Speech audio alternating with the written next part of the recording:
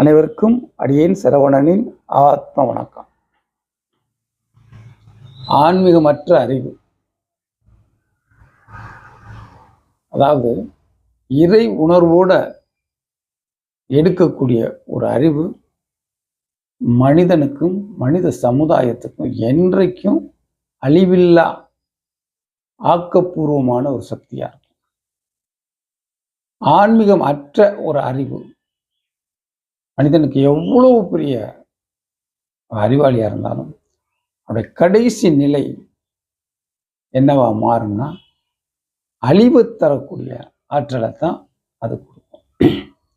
ஒரு ஆன்மீகம் சார்ந்த ஒரு அறிவு இந்த மனிதன் வாழ்க்கையில துன்பம் இல்லாது வாழ்றதுக்கும்,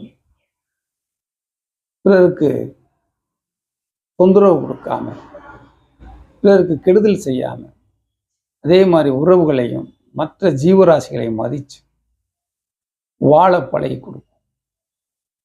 அப்ப தன்னை போலதான் பிற உயிர்கள் எல்லாமே நினைச்சு ஒரு காரியத்தை அந்த ஆன்மீகம் சார்ந்த அறிவு செய்யும் போது அது எந்த உயிரையும் அழிக்காது.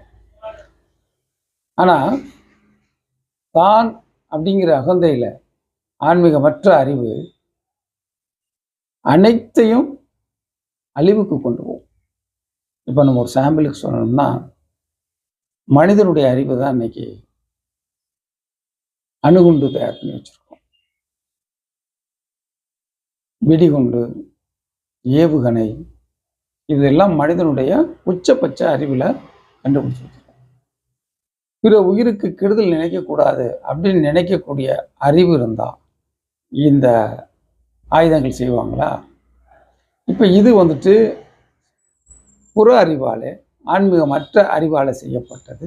அது அழிவை மட்டும் மனித இனத்துக்கு மட்டும் இல்லை, எல்லா ஜீவராசிகளுக்குமே அழிவைத்தான் தரும். ஆன்மீகமற்ற அறிவு அழிவை கொடுக்கும். ஆன்மீகத்தோடு கலந்த அறிவு எல்லா ஜீவராசிகளையும் நம்மளை போல மதிச்சு அழிவற்ற ஒரு ஆற்றலை கொடுக்கும். ஆத்ம வணக்கம்.